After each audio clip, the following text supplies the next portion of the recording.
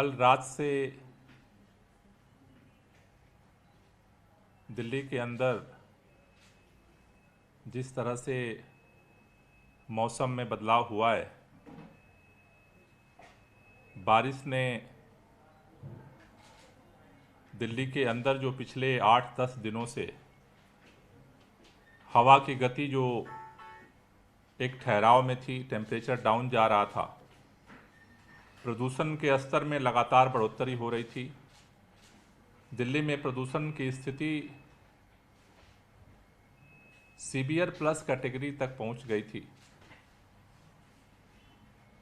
रात से मौसम में जो परिवर्तन हुआ है, बारिश के कारण, हवा की गति बढ़ने के कारण लगातार प्रदूषण के स्तर में सुधार देखा जा रहा है। अभी इस समय तक 450 से पार जो प्रदूषण का स्तर था वो लगभग 300 तक पहुंच गया है और इसमें और सुधार की स्थिति देखी जा रही है। इसको देखते हुए अभी सरकार ने निर्णय लिया है कि 13 तारीख से 20 तारीख तक का ऑड इवन दिल्ली में लागू करने का जो फैसला था उसे पोस्टपोन किया जा रहा है। दिवाली के बाद दिल्ली के प्रदूषण की स्थितियों की समीक्षा की जाएगी और अगर प्रदूषण के स्तर में अगर कोई गंभीर श्रेणी में अगर बढ़ोतरी देखी जाती है तो आगे का निर्णय फिर उसकी समीक्षा के बाद सरकार लेगी। आज अभी सुप्रीम कोर्ट में प्रदूषण को लेकर के सुनवाई हुई है।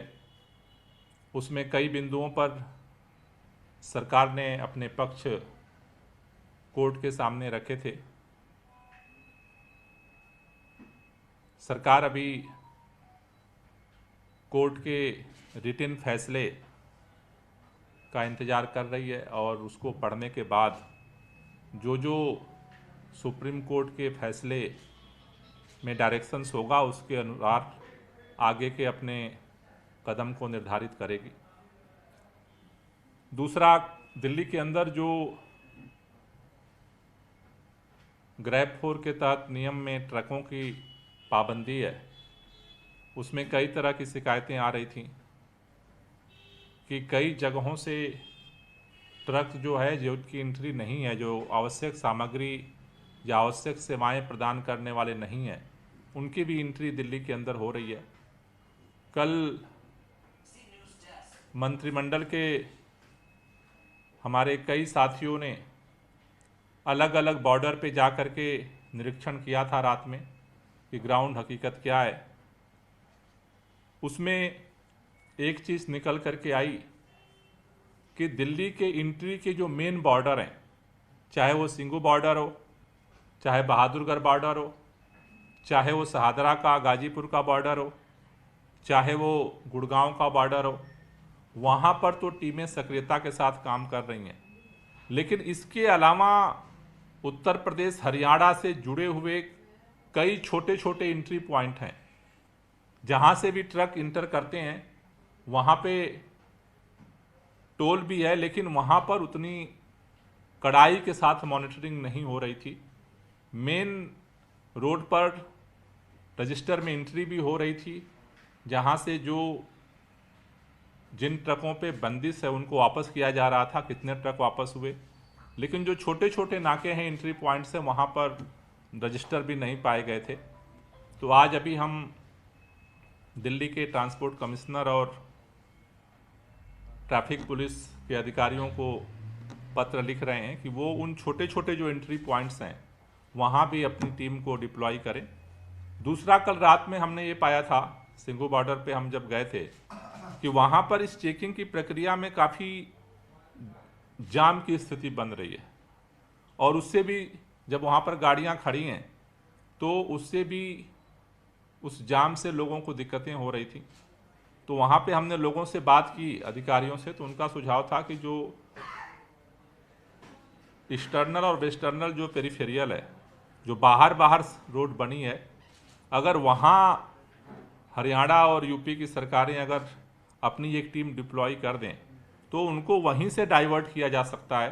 तो जो दिल्ली के बॉर्डर्स पे आकर के जाम की स्थिति बन रही है उससे निजात मिल सकता है। तो आज मैं हरियाणा और उत्तर प्रदेश के ट्रांसपोर्ट मिनिस्टर्स को भी लिख रहा हूँ, एक छोटी छोटी टीम उन दोनों जगहों पे डिप्लॉय हो जाए। अगर वहीं पर चेक करके उनको डाइवर्ट कर दिया जाएगा तो दिल्ली के बॉर्डर से आकर के जो उनको लौटना पड़ रहा है और फिर वो वहीं जा रहे हैं और वहाँ से वो ईस्टर्नल और वेस्टर्नल पेरिफेरियल पर जा रहे हैं, तो ये जो एक्सरसाइज एक्स्ट्रा हो रही है इससे बचा जा सकता है और थोड़ा ट्रैफिक जो है स्मूथ किया जा सकता है। मुझे लग रहा है कि अभी दिल्ली में जिस तरह से प्रदूषण के स्तर में गिरावट दर्ज की जा रही है, क्योंकि आज धनतेरस है, सभी लोगों की धनतेरस की शुभकामनाएं। कल छोटी दिवाली है, परसों बड़ी दिवाली है। हर आदमी एक ही सवाल पूछ रहा है कि क्या दिवाली के बाद भी ऐसी स्थिति रहेगी या लोग पटाखे फोड़ेंगे तो फिर हालत ख़राब हो जाएगी। तो मेरा सभी दिल्ली के लोगों से निवेदन है कि दिल्ली में पटाखों पे प्रतिबंध है, सभी लोग दिए जला करके दिवाली मनाएं अच्छे से, और हम कोशिश करें कि जो आज प्रदूषण की स्थिति है दिवाली के अगले दिन भी ऐसा ही मौसम रहे, ऐसा ही खुशनुमा माहौल रहे, वो हम सबके सेहत के लिए बेहतर है। Thank you. कोई क्वेश्चन? ये अभी ऑर्डर उनका स्टडी अभी करेंगे, तो उसके लिए ऑर्डर में क्या डायरेक्शन दे रहे हैं, तो जो सभी पॉइंट्स पे हमने सबमिट किया था एक बार ऑर्डर स्टडी कर लेंगे फिर उसमें मिलेगा।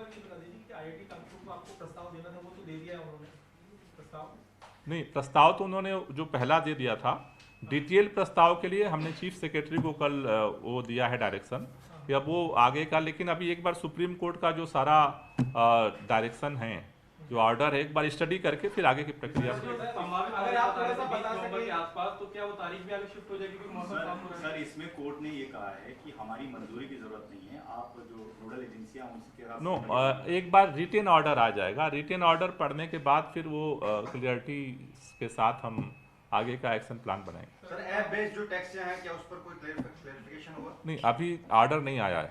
जैसा मैंने एक ही बात कही कि कोर्ट के अंदर कई सारे जो ऑब्जर्वेशंस थे उस पर हमने अपने एफिडेविट में चीज़ों को सबमिट किया था, उसको लेकर के कोर्ट के ऑर्डर का इंतजार है। कोर्ट का ऑर्डर डिटेल पढ़ने के बाद फिर हम आगे का कोर्स ऑफ एक्शन तय करेंगे।